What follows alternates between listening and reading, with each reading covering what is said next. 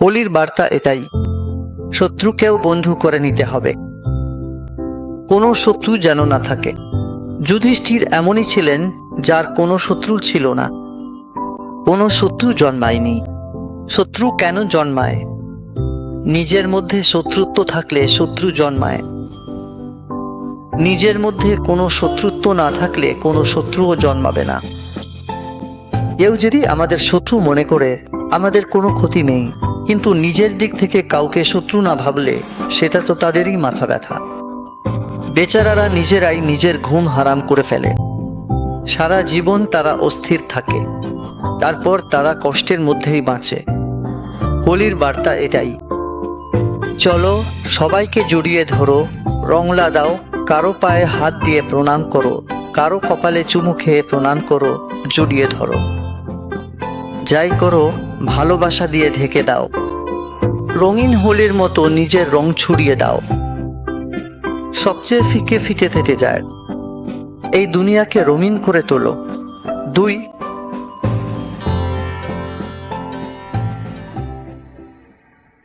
দক্ষিণ ভারতে এই প্রথা আছে যে হোলির দিনে শিবজি চোখ বন্ধ করে তপস্যায় বসে গিয়েছিলেন। তারপর জগতের অসুর শক্তি অনেক বেড়ে গেল। একজন অসুর ছিল, নাম তার তারকাসুর। সে সবার খুব কষ্ট দিচ্ছিল। তারকাসুর জানতে পারল যে শিবজি তো একা বসে আছেন, এখন শিবজির সন্তানের হাতেই আমার মৃত্যু হবে। এটাই ছিল তার বর। সে এই বর পেয়েছিল, ব্রহ্মাকে সন্তুষ্ট করে। এটা পৌরাণিক কাহিনী। তারপর মনমত অর্থাৎ কামদেব শিবজির তপস্যা ভঙ্গ করল। তখন শিবজির চোখ খুলে গেল এবং তৃতীয় নয়ন খুলে তিনি কামদেবকে দহন করলেন। এই গল্প তো আপনি জানেনই।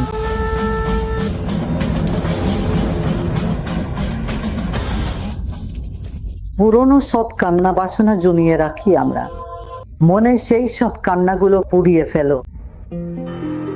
নতুন জীবন শুরু হয়, আসন্ন নতুন বছরের প্রস্তুতি। কামকে যদি আমরা কামনাগুলো না পুড়াই, তাহলে কাম আমাদের পুড়িয়ে দেবে। কামনাগুলো পুড়িয়ে ফেলার মানে হলো তৃপ্ত হওয়া, সম্পূর্ণ হওয়া, আত্মসমর্পণ করে দেওয়া। তখন শিবজি চোখ খুললেন, তারপর কাম ভস্ম হয়ে গেল।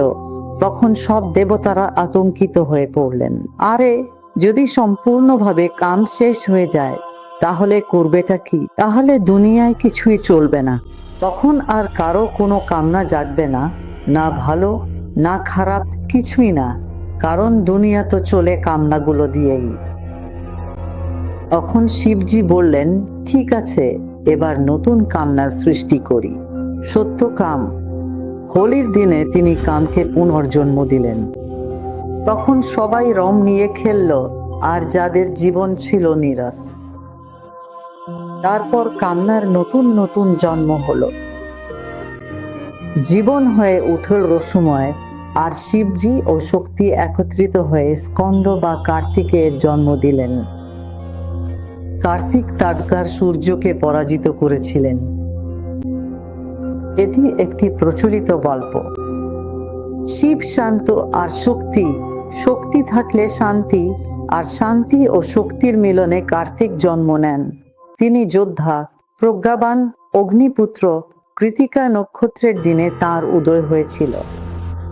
তাই জীবনে কার্তিকের শক্তি, বীরত্ব, সাহস, কাজ করার ক্ষমতা, কাম দহন হয়েছিল এবং সত্য কামের উদয় হয়েছিল।